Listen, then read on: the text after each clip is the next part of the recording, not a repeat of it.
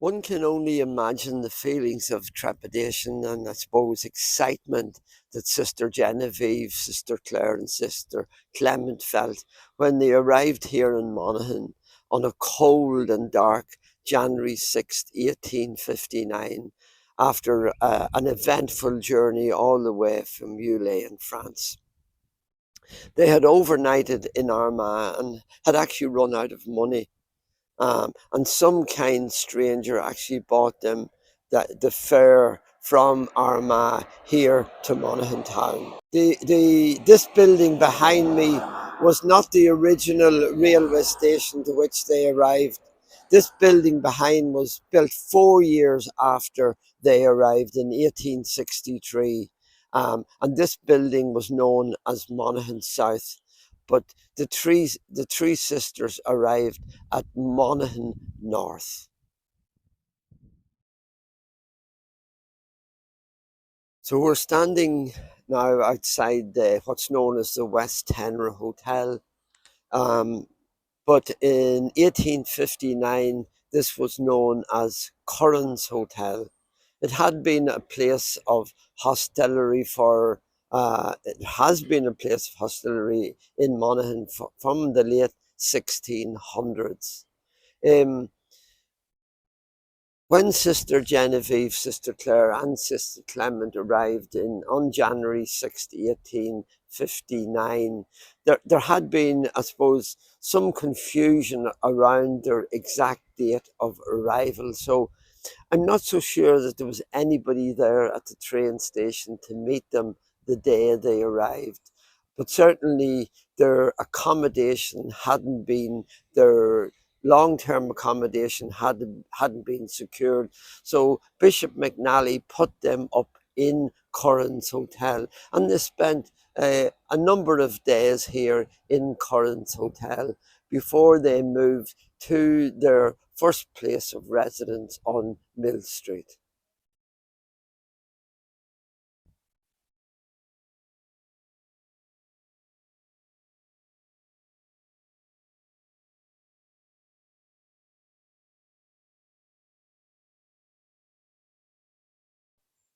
So standing here in Latlorcan, just outside Monaghan town, and behind me and to my right was the original Bishop's Palace. So Bishop Charles McNally, who was central in bringing the nuns to Monaghan, lived in this house just behind me. And this would be where Sister Genevieve Beale, Sister Clare, and Sister Clements would have come to visit Bishop McNally very soon after their arrival in Monaghan. And they would have had their discussions in this building, as it was known then as the Bishop's Palace. Having spent a number of days recuperating in Curran's Hotel, the three sisters eventually moved here to Mill Street, to their first place of residence.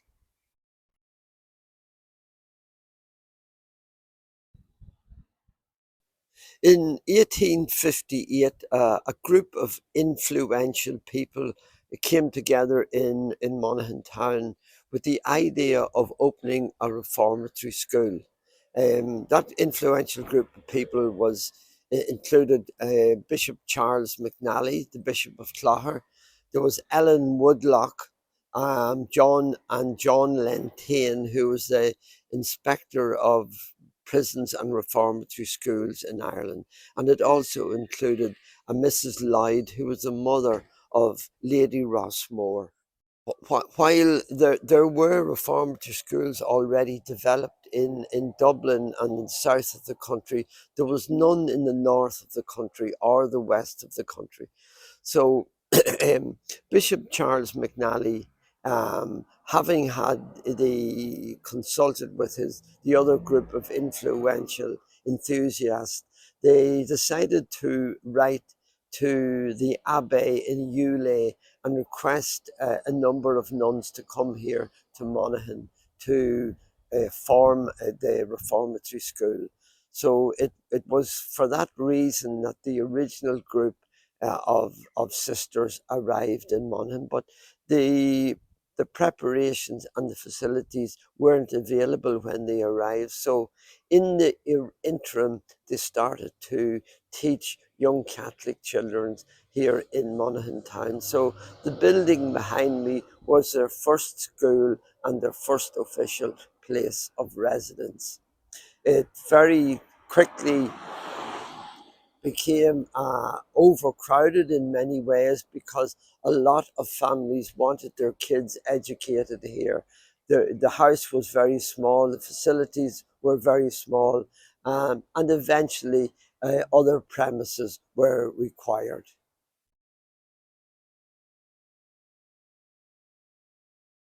Very quickly, the school on the Mill Street became very, very popular, and the numbers increased rapidly. The numbers attending the school increased rapidly. And it was quite clear after a very short time that they needed to expand the facilities. So, directly behind me was the site across the road of their second premises. The building has long since gone and was replaced by what was Monaghan Library. But on that facility, they expanded quite significantly. So in time, they had the school on Mill Street, they had the school here on what was known as the North Road, and then they had the parish school up in Lathlorcan. And the nuns operated across three sites um, until about 1863, when all of the teaching facilities were centralised on what became known as Sparks Lake. It's worth noting in some of the literature, the nuns, while they were teaching on the North Road, they made comments about the lovely lake and the lovely facilities directly across the road. And as you can see behind me, Peter's Lake in Monaghan Town is one of the beauties of this particular area.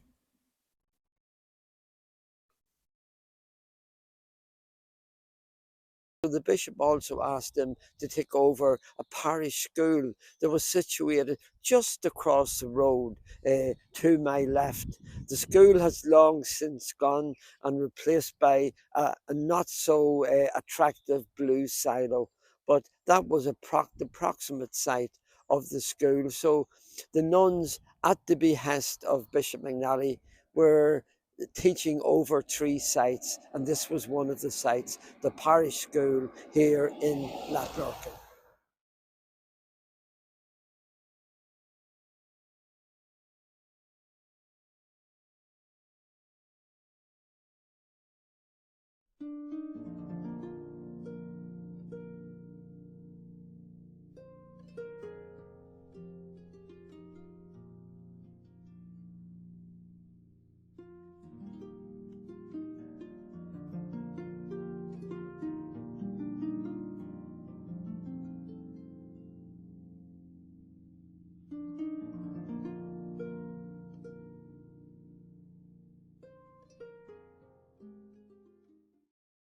So standing here in what is really one of the most iconic buildings on the campus of St. Louis Convent in Monaghan.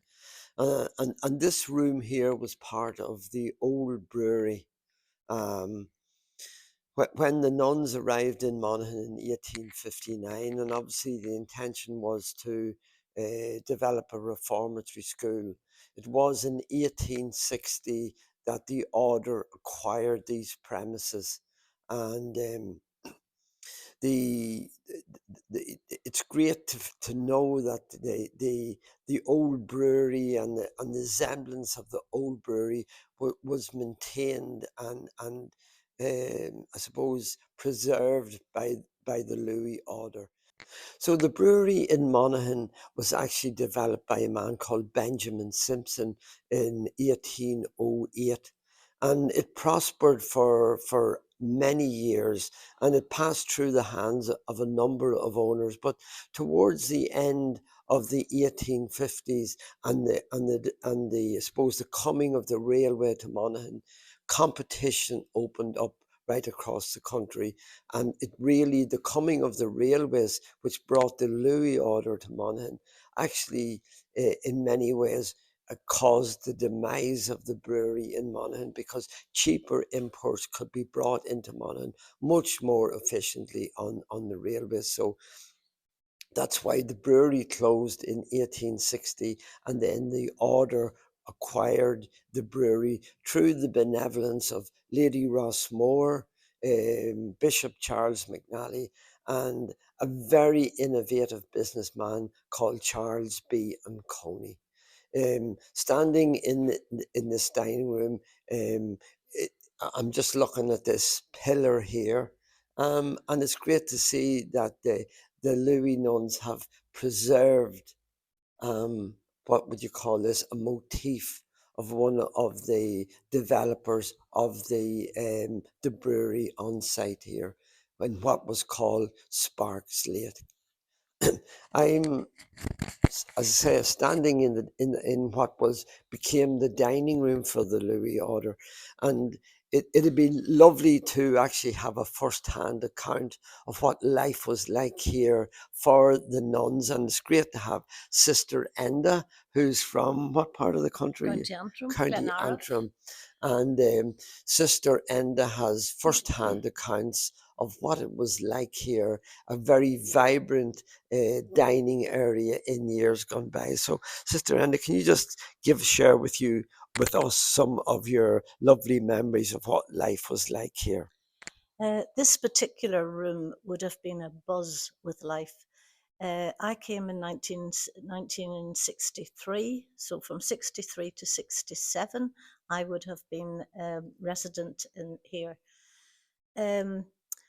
It was, we had 2 sittings for every meal. It was a place that was just buzzed: breakfast, dinner, tea. We had 3 meals here daily. The meals were set according really to the needs of the sisters. The professed sisters would all have been teaching, and so it was necessary for them to have the first sitting.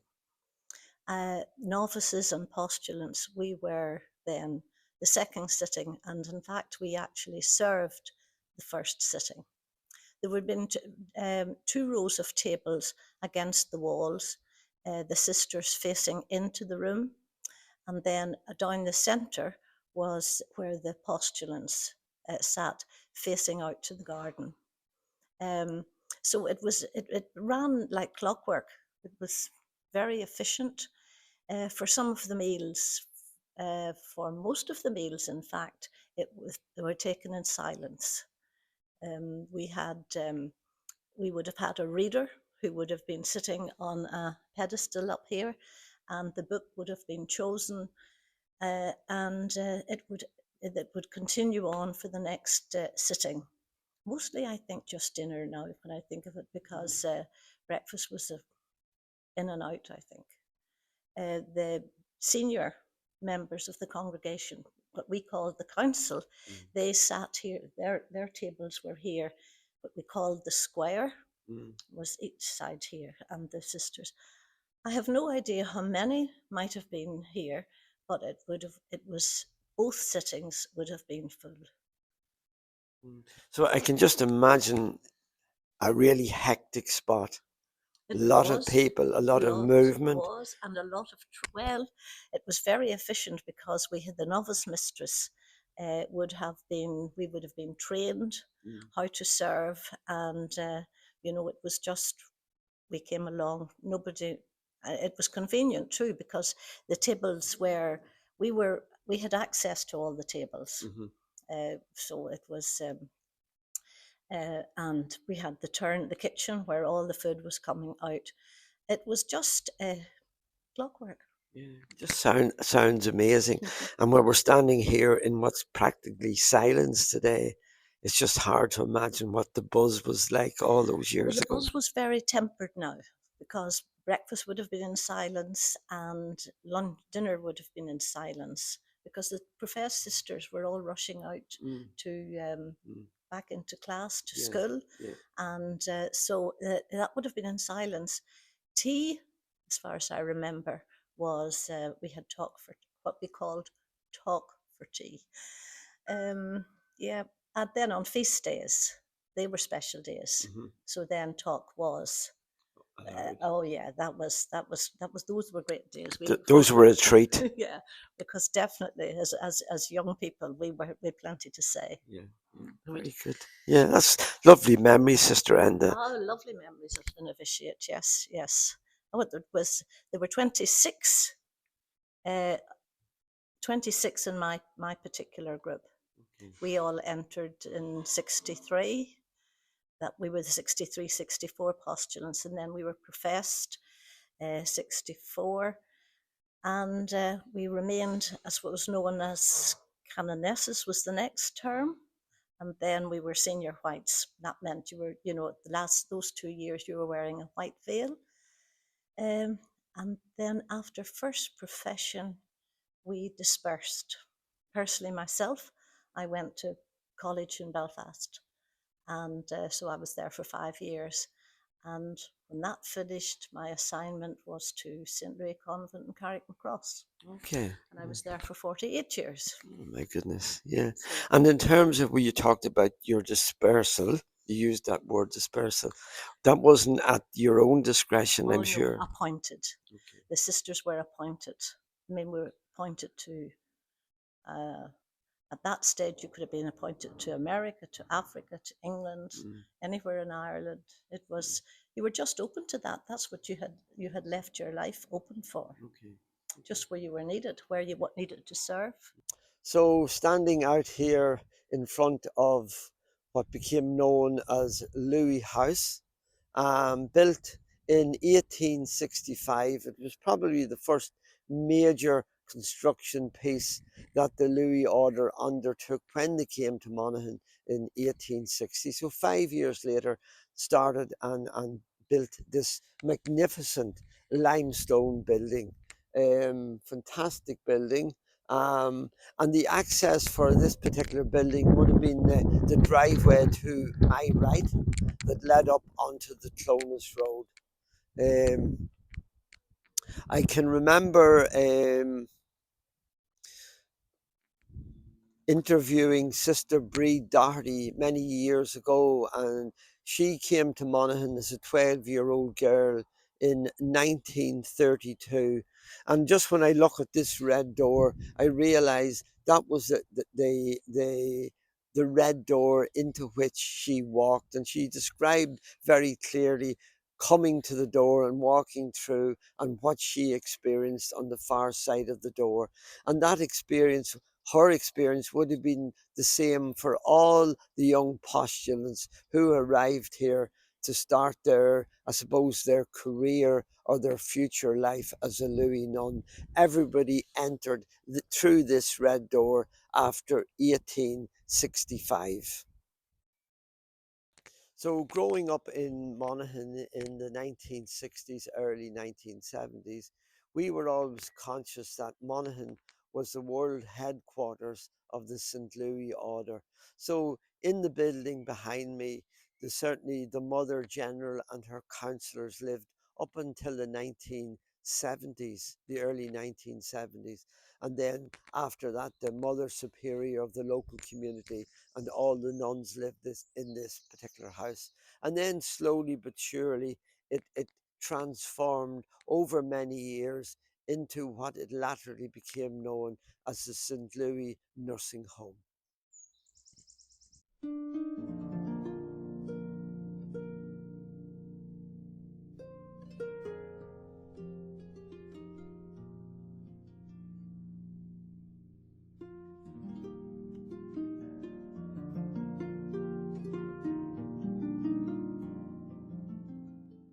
So behind me is the building that's referred to as the Red Brick Building. Quite an iconic building from the community's point of view, very visible from the main streets of Monaghan town. This building was erected in about the year 1900, and it was erected as the St. Martha's orphanage.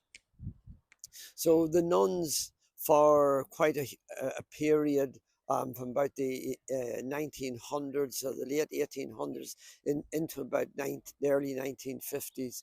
There was an orphanage here on the campus.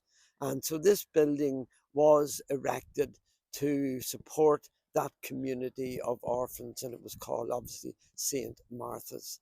It later became an novitiate, where all the young ladies came. Um, and the building eventually then became part administration, part residential, and on the ground floor there was the heritage centre that I suppose for many years was here and accessible to the community, and where people could come into the heritage centre and learn about the history and see artifacts associated with the Louis Order right from day one, from the early 1860s. So again, thanks to Sister Maya, we found out that the red brick building had another use, and it was used as a sports hall for the secondary school prior to the opening of the brand new McCarthy Hall just off the Dawson Street. So I'm going to take you for a little stroll just around here to my right, and we're going to look at just the grand square here. Um, Obviously, directly in front of me is the convent chapel. Um, the secondary school to the left there of the chapel. Um, in my memory as a child around here, there was a lot more buildings. There was actually a row of buildings came directly out here, and then all the way up along here there was a row of buildings all along here. And these buildings would have been originally associated with the brewery. And they would have been used by the nuns as maybe areas of accommodation, certainly classrooms. And I can remember just up to my left in one of the buildings up here, going in one day, and there was cocoa and bread, hot cocoa and bread being served. And I certainly took my fill that day.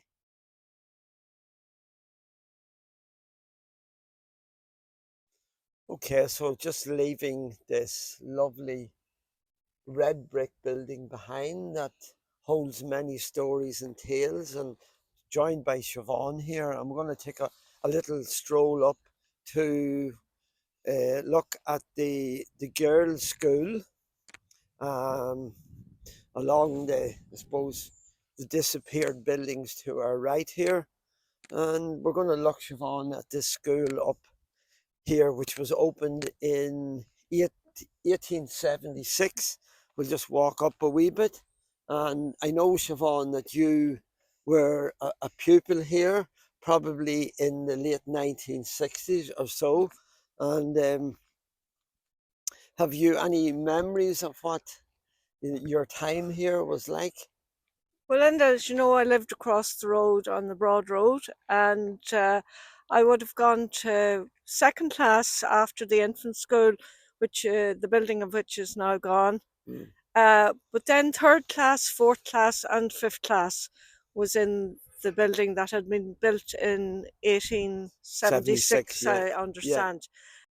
Third class was taught by Mrs. Greenan, fourth class by Mrs. McPhillips, which was on the left hand side, third class was on the right hand side, and up the beautiful stairs up to fifth class, which was Sister Josephine, and then sixth class was Sister Breda's classroom. Um, Okay, so you're talking Mm, so you were talking about mm, second, third, mm, fourth, and fifth fifth, yeah. classes were in this particular building in Uh, your era. Actually, third, fourth, fifth, and sixth. Okay, third. Second was in the other building. Okay, very Yeah. good. And I know, Siobhan, we're looking up at the building now today, Mm, and it's obviously lying empty. But it's interesting to note that the building mm, here was built with the same stone that built the cathedral. And I know that the stones that built the cathedral and obviously built the school behind us was quarried in Old Cross Square. And Lady Rossmore, and Lord Rossmore allowed Bishop McNally at the time to open a quarry in Old Cross Square. He had the choice of finding a quarry anywhere he could, and he found a quarry of very good quality stone in Old Cross Square, not all that far away. And it's interesting to note, and thanks to Sister Maya for letting us know that the stone that that this building was used or built with was also the same stone that built St. McCartan's Cathedral in the 1860s, 1870s, and into the 1880s. And I understand after the school moved out to the Park Road, there were other uses made of the building behind us. Yeah, that's correct, Siobhan. The building would have multi-purpose after that. Certainly, the Environmental Protection Agency, the EPA, they took part of the building. The Teacher Education Centre was also based there as well. There was rooms there from the Teacher Education Centre. And of course, Siobhan, you'll remember us going into the art rooms, or the art classes in there. And Teresa Mahoney was one of the art teachers, and Stephen Penders. And if you remember the day we went in, um, one of our very famous local historians, Theo McMahon, um, and it was an iconic birthday for Theo, and we decided that we would get a painting of Theo done, and we went into the rooms there with Stephen. Stephen had taken the painting in from home, so I have nice memories of going in there and seeing a lovely portrait of Theo and his wife, um, painted by Stephen in that busy little what would you call art classroom. So I'm just standing here on the broad road, and the building behind me was another facility operated by the St. Louis nuns from about 1902 to the early 1960s. Um, it was known locally as the convent infant school. And in fact, this was my original school. There's little steps behind here leading up into the front door. And I can remember as a 4-year old child going up, holding my mum's hand, going to school on my very first day. When the convent, as it was known, the convent infant school, moved to the new facilities on the Park Road. The building behind me became an educational facility for children with intellectual disabilities, and it was known, and is still known, the building in fact is still known as St. Enda's. So we're just standing here at the St. Louis Infant School and the St. Louis girls' school behind me on the Clonus Road, just up from the gates that we earlier stood outside.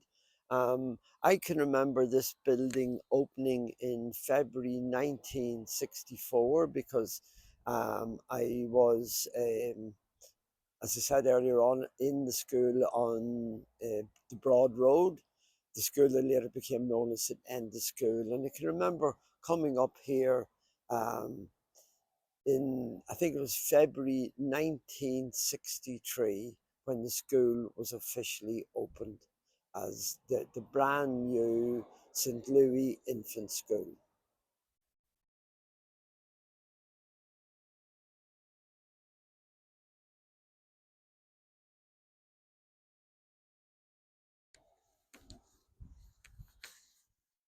So on the site just outside the main entrance to St. Louis National School, opened in 1974, when the school moved from what was known as Lakeview to this present site on Park Road. The last sister who worked here officially retired in 2012.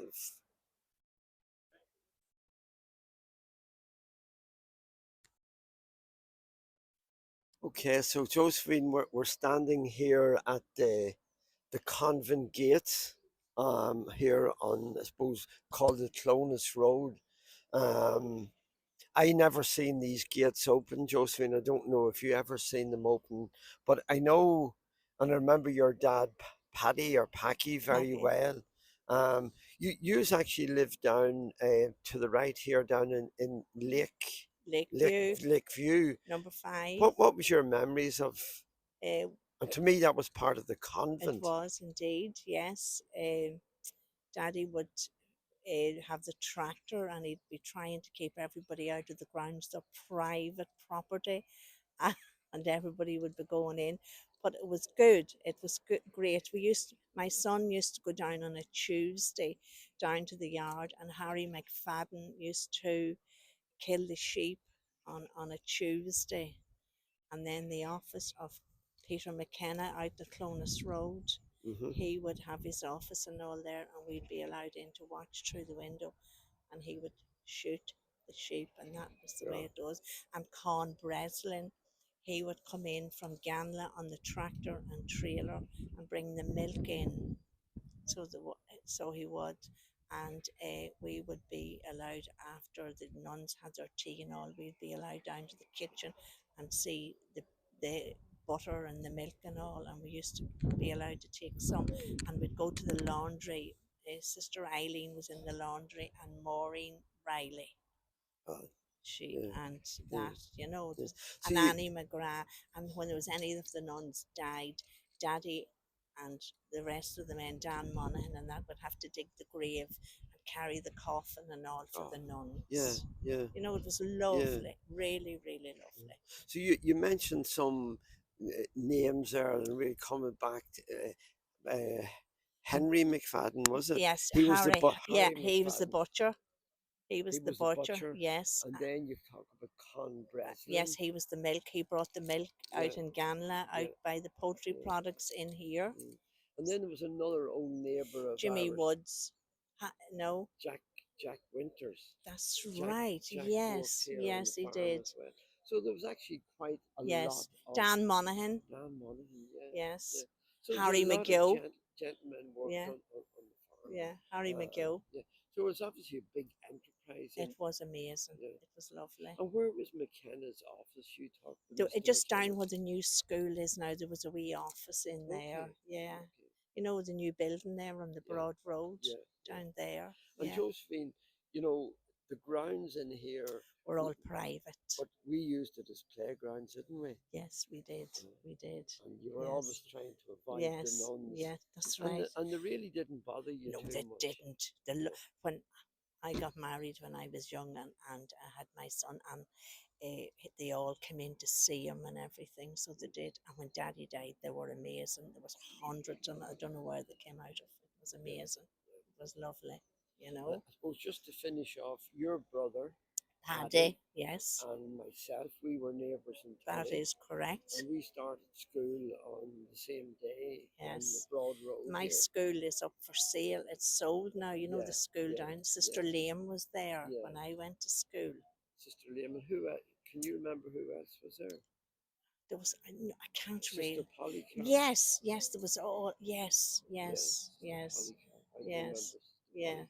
yeah, But I can remember your brother Paddy. yes, Um, we'd be walking to school yes, on the Broad Road, yes. but Paddy had a wee tractor. He That's right. pedalled the tractor, That's right. and he That's right. pedalled it through the convent That's right. grounds, That's and right. he parked it in the farmyard That's in the right. convent grounds, That's and then right. he walked the short distance into To the school. school. That's So he right. was a privileged child in the convent And grounds we way live. back in the Yeah, yeah. 1960s. That's right.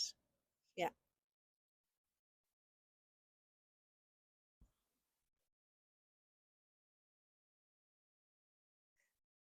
This is the 5 houses that make up Lakeview Terrace. At different stages through their existence, these houses have belonged to the Sisters of St. Louis. My own memory of the houses is when I was growing up, playing both within the convent grounds and around Lakeview Terrace.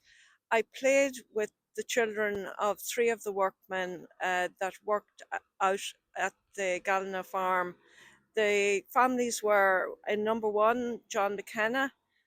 He was the steward of the farm, and his fellow workers were Mr. Cassidy. I never knew what Mr. Cassidy's first name was.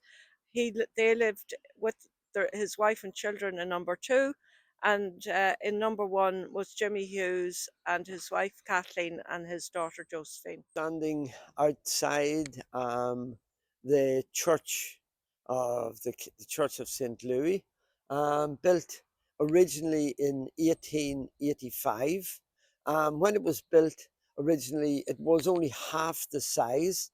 Came up to the door behind me, the wall behind me, and then there was good fortune in the 1930s when um, a family called Smiths made a donation to the Louis nuns, and with that money, the church was extended. Um, and the church obviously in its early years was for the private use of the community of St. Louis, but then in the mid 1970s it became fell into use for the wider community. So from the mid 1970s, and I can remember in the late 1990s on a Sunday morning my wife and five kids would come in here for 10 o'clock mass, and there was always a lovely balcony at the back of the church, and that's where the noisy kids were accommodated. So very often our kids were noisy, and we spent our Sunday masses up on the balcony of this lovely church. When the nuns came to live here in 1860, they formed the Sparks Lake Reformatory School for Catholic Girls, that given it its first title. And this behind me is Sparks Lake, quite a famous location in Monaghan town, Sparks Lake. As you will see, there's a little crannog on the lake. And that Crannog was actually the home of the McMahon chieftains away back in the 14 and 1500s. And the McMahon chieftains lived on that little island. And then there was a Crannog built to take them safely out and back onto the island. So quite a famous location. The brewery came after the McMahons, and then the Louis order came after the brewery. But they all had an association with a lovely little lake called Sparks Lake. I heard a story one time, 18 November 1851, and the new Lord Rossmore was born out in Rossmore Castle. And to celebrate the birth of Henry Kearns Rossmore, who would go on to be the fourth Lord Rossmore, there was a fireworks display here on a November night in 1851, and all the residents of the town and the family from Rossmore Castle came out to see the fireworks display that was set up on that lovely little island on Sparks Lake. Okay, so just standing here a wee bit down from the Motherhouse. And when the Motherhouse was completed in 1865, the order then started to develop facilities for secondary education here in Monaghan. And this building here behind me was gradually developed over a period of time into quite an extensive building.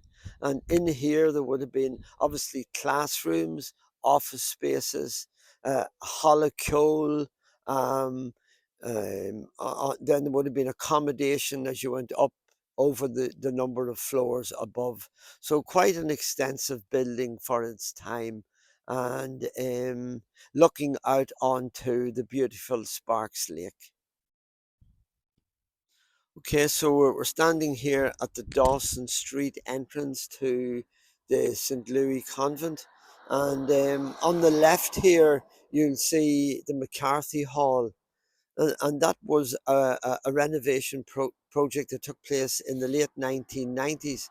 That facility was originally the Canal Stores, so that was a storehouse attached. So just the other side of that building was the Ulster Canal, and the barges and the boats came all the way from Belfast and stopped just outside that building and unloaded their cargo from Monaghan. So that became known as the Canal Stores.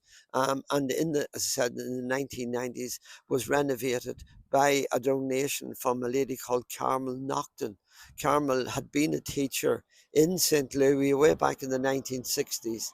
And then she made a donation in memory of her father. So that's why it's called the McCarthy Hall. And as we scan around, we see additional buildings that were added bit by bit over the years and over the generations, and until we come round to the most modern building on the campus. Here is just on the right hand side, completed a few years ago. It's the Arts Centre, it's the Cookery Centre, on both the top and the middle floor, and down below is a reflection area for the students of St. Louis Secondary School. Standing here in St. Joseph's Square, probably more St. Joseph's Rectangle, but it certainly is a connection point for a lot of the facilities that grew up here on the campus of St. Louis. Um, Many of the buildings here, originally, this would have been the focal point of the brewery, and many of these buildings that surround us were built on the footprint of the old brewery. Just to my left here is the secondary school. We've seen it from the far side. Um, and just up here on my left, the high building there, that's the Motherhouse that we've seen from the front door, the red door earlier on. This is obviously the chapel here, St. Louis Chapel, just a different angle. We've seen it from one angle, now we're seeing it from the back angle. Scanning around, looking over here to my left, you can see the red brick building that we talked about earlier on. That became St. Martha's Orphanage. Just walking around, obviously the statue of St. Joseph here. On my left, the buildings here on my left again, renovated on the footprint of the brewery. And that first and second door used by Sister Medina as her music rooms. And again, the building just at the very bottom here is where we were in earlier on, where the central area and the dining room of the brewery, where the nuns developed their dining room from the 1860s onwards.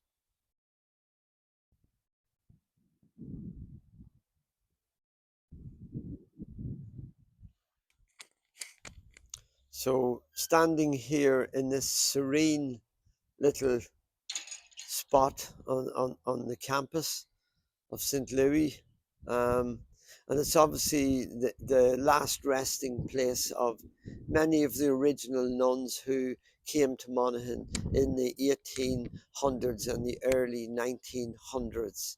Um, Names all included on the little headstones. And of course, just as I'm looking down, I'm looking at the last resting place of Sister Genevieve Beale, who was the foundress of the St. Louis Sisters. She died in 1878, and she was only 56 years of age. And resting beside her, and it's lovely to see and quite poignant, was her mother, Sarah Beale, who died only 3 years after Genevieve. And it's lovely to look at all the names on the wall, on the plaques on both sides of the gate. And there's over 99 names there, actually 100 names in total when we take in one of the other nuns whose name is just in error there.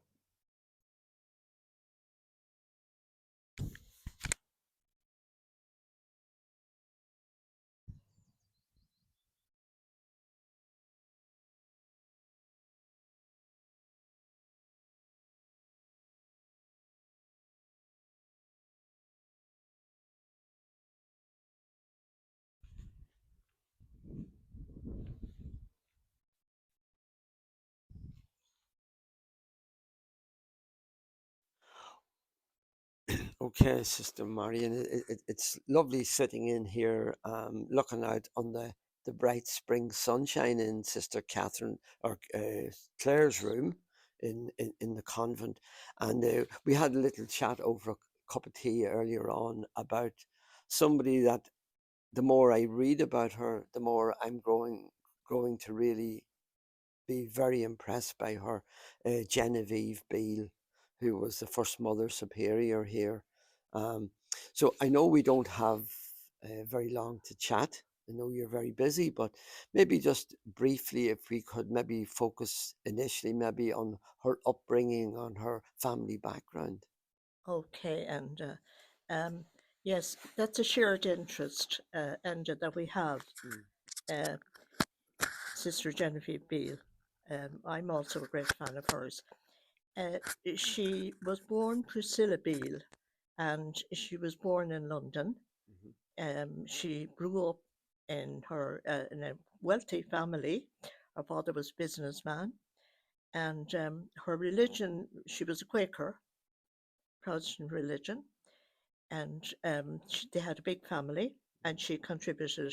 Well, she was one of the older ones, Okay. so she contributed to the Mhm. family. And gradually, her father's business transactions failed, Mhm. and they became less well off. Mhm. Not destitute, Yeah. but just not as wealthier or Yeah. as well to do. Yeah. So she came over to Cork in Ireland to take up a job as a governess there to earn some money and help with the family finances back in London. And I'm sure that was a huge probably significance to her growing up, what you might say, in relative opulence, and then having to go out into the big bad world to earn a living, coming to Cork. And then she obviously came in contact with a very notable lady, Ellen Woodlock. Well, before that, it was the first of many journeys for Priscilla Beale. She would travel. She was now in Cork. She would from there travel to France and back to Ireland again, but that's a bit ahead of the story. She was the governess for a Catholic family, and we're told now that faith is caught, not taught. So she obviously caught the faith and began to get instruction from the Presentation Sisters in Cork and was received into the church by the Apostle of Temperance, Father Matthew. Mm-hmm. Now, she practiced her faith and she had great devotion to Our Lady always. She had great devotion to Mary. When she was received into the church, she took the name Mary as well as Okay. Priscilla. Mm-hmm. She worked away as the governess, and then what actually happened was there was another Cork woman called Ellen. She was really Ellen. She was Ellen Woodlock, Mm-hmm. and she was Mahoney was her single name, Maiden name, yeah. and she was again from a wealthy background, and she married a Woodlock, and they had one son, Thomas. But before her son was born, her husband died, Yeah. and she then subsequently went over to France, and she enrolled her son in the college over there that was run by the Jesuits. Mm-hmm. And the sisters in France, in Jouy, would have been working in the college, so she would have become in contact with them. Mm-hmm. And she actually joined the novitiate for a little Okay. while, Okay. but she returned to Cork and began to do promotion work for the novitiate and the boarding school that they had established over Okay. there. Yeah. And she came in contact with Priscilla. And Priscilla was impressed by her and what she heard and was grateful for the faith that she had received and decided she wanted to do something for God to say thanks to him. Mm-hmm. So she had told Ellen Woodlock that she would go and join the novitiate over there. Okay. And with 4 others, they sailed for France, second of her journeys. Okay. Now we can imagine what was going on in her mind as she was going there. You know, things would have been turning around for her, saying, wondering what was going to happen. She would have been okay with the French language Mm. because she was well educated. Okay. so that wouldn't Yeah. have been a problem. Yeah. Yeah. So with 4 others, she sailed to France and joined the novitiate. Hmm. And I know then obviously she spent time in the order. She ended up, if I'm correct, teaching in Paris. Yeah. Yes, she trained in the novitiate, and she actually became the mistress of novices, training novices, Hmm. which she was terrified of. She went into her room and stayed all day in the room. She Okay. didn't come out. She was Yeah. that frightened. Yeah. And eventually she came out and she set about her new job of training novices. Now, they were very fortunate there because she had got a very good training when she was in the novitiate. The actual founder, Louis Bottin, he was wonderful and he gave them great spiritual lectures. So their foundation would have been extremely good. Hmm. So after that, then she worked in Paris in charge of the schools. Mm. And it was there then she got the call to And come to Monaghan. then eventually, what happened, of course, we join Ireland again and see Mm. what the state of affairs was in Ireland. Mm. People here were destitute after the famine. Yeah. And the children were running wild in the school, round the streets, Hmm. and there was no education. There was poverty everywhere. Hmm. So the Bishop of Clogher, Charles McNally, wrote to the founder of the St. Louis Sisters in France and asked for people to have some members to come over and run a school over here for the children. Mm. So the founder over there said yes, and 3 sisters came over. Genevieve was one of them, Claire O'Sullivan, and Clemence McCarthy. Okay. And they came over here to Monaghan, lived up in Mill Street, and taught out in Lathlurcan in the primary school out there. Yeah. Yeah. And they were very poor, very small. A carpenter made a table for them and a few chairs, and somebody gave them a cow and things like that. And in return, they educated the children. Yeah. Yeah. And then the 2 postulants joined them, Elizabeth Donovan from Cork and Mary Corrigan from Tyrone. And now they had 5. So they needed greater accommodation. The little place in Mill Street was too small. Yeah. And with the help of the bishop, a lady, she was a philanthropist really, Mrs. Lloyd, and John Longton, he was of French origin. He was a barrister and he was the inspector. It's nice to hear somebody pronouncing the name Yes. perfectly. I've seen his name written down for years, but could never get a correct pronunciation. Well, I only just hope and it is correct. Yeah. That's all. It sounds very French. Sounds good. Yeah. He was the inspector for reformatories and industrial schools and prisons. Yeah. And so he came to their aid. They formed a committee, and he and Mrs. Lloyd, and there was a third person, they raised £500. Yeah. But they needed £1,250. So they needed a donor of some kind. Yeah. And they realized or found out that Charles Bianconi, he had come, he was an Italian immigrant, and he had started up a transport system. Now it was horse-drawn carriages. Yeah. And I know in terms of how fortunate it was for those group of people to come together, and Charles Bianconi was the last piece of the jigsaw. That's right. He was the last bit of the circle. Yeah. So that was the long and arduous road for Genevieve Beale to get to Monaghan. And I know from reading some of the literature, she was quite an interesting, benevolent, and seemed to be a very kind lady. Would that be accurate to say? That's yes, that would be true of her. She was very, very kind to the children that she was looking after in the new school here at the reformatory. Very, very kind to them. Stayed up at night when there was a fever. She was the one that went round at night up to midnight looking after them so they'd have their needs for the night. Mm-hmm. She was very kind to the sisters, especially any sister that had any difficulty. She would tell them, not to worry, their health was more important than the Mm-hmm. school results. Mm-hmm. And she had a great philosophy of education. She would have this say, to win a child by reward is better than to correct them by Yeah, punishment. which And was that was very novel. long before we Yeah, had very educational novel. Yeah. psychologists. And I think, just to, I suppose, finish off this little piece, and I know you referred to, I had asked you earlier on, she died at a very relatively young age at 56.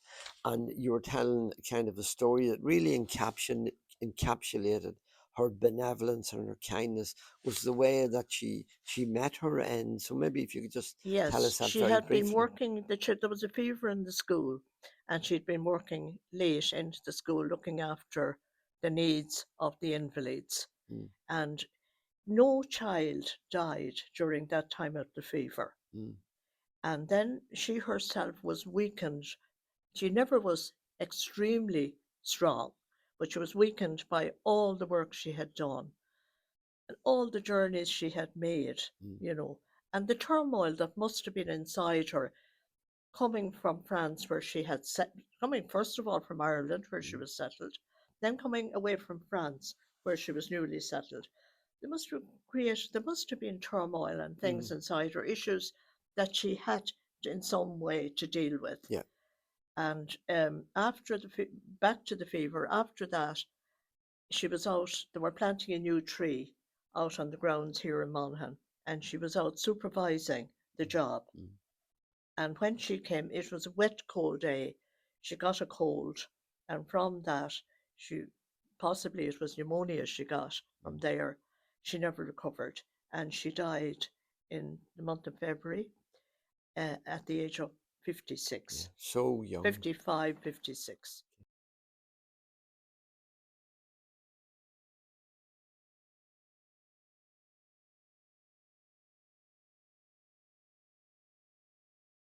So we're obviously in the last resting place from the 1970s, the mid to late 1970s. Many of the Louis nuns were buried here in Lathlurcan Cemetery.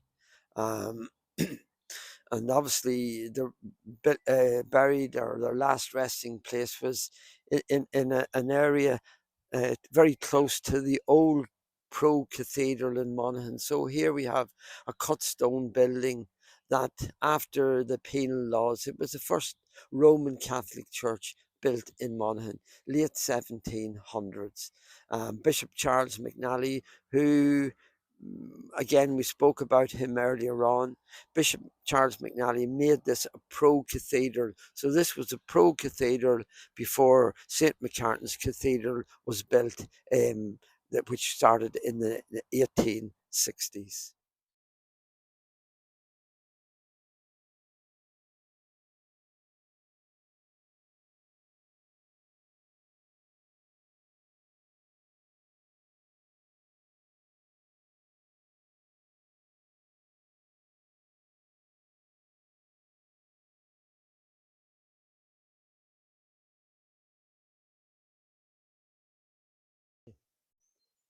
So we're standing here on the grounds of St. McCartan's College in Monaghan Town, and this was probably the first grand statement of the Roman Catholic Church following the penal days. This seminary, as it originally was built in 1848. And by the early 1900s, the living conditions here for the seminarians was not very good, according to Bishop Duffy. Um, and there was a decision made by the bishop of the time, Bishop Richard Owens, that he would speak with the Mother Superior of the Louis Order in Monaghan and try and get some nuns to come out here to the college to support the clergy in the seminary. So by 1920, a group of nuns came out, Louis nuns came out here and started supporting the clergy in St. McCartan Seminary.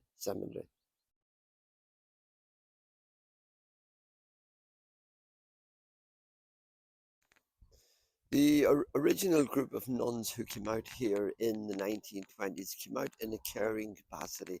They came out both to care for the staff of the seminary at the time and to care for the students. They would have lived in the main part of the building up till the 1940s, when it was decided to build this, what was called the convent here on the grounds of St. McCartan's.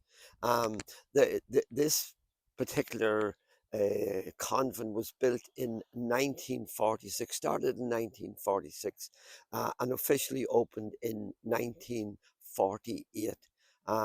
Interestingly, the stones that were used to build this beautiful building came from quite a notorious, what would you call it, land agent's house in Monaghan Town, Hamilton's estate.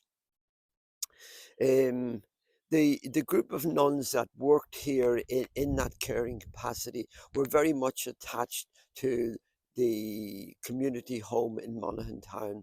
But in 1978, they were joined by three other sisters, and together they formed an independent community here on the college grounds. And that independent community continued for another 5 years. The three nuns that joined and formed the independent community, they worked in various schools in Monaghan Town, commuted in and out on a daily basis. The last nun to leave here left in about the year 2000.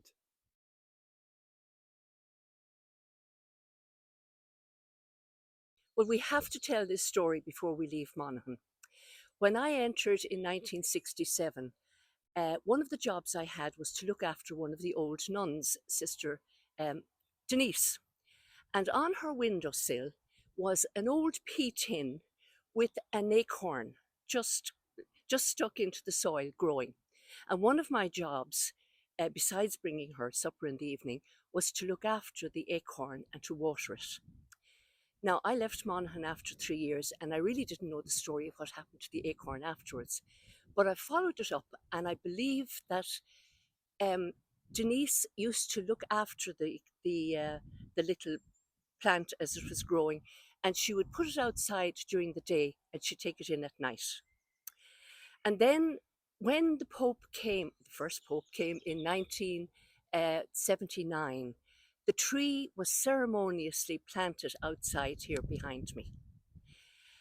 And Colm, who looks after the grounds here, said that as the tree was growing, it seems more like a bush really than a tree. So he started to mind it. And as time went on, he would lop off the little branches that were growing around the bottom. When he got married in 1973, I think it was, or 1990s, there is a photograph of him with his parents at the tree. So we should be able to, see how far it had grown at this stage. But today, on the 6th of April in 2025, I cannot believe that this tree is only 58 years old, because it looks so much older than that. It's very sturdy. But it strikes me that it has really grown. It has taken the space it was given. And it has a nest a nest in it at the moment. But the tree really challenges me, because this is what a tree looks like, having faithfully grown over 58 years.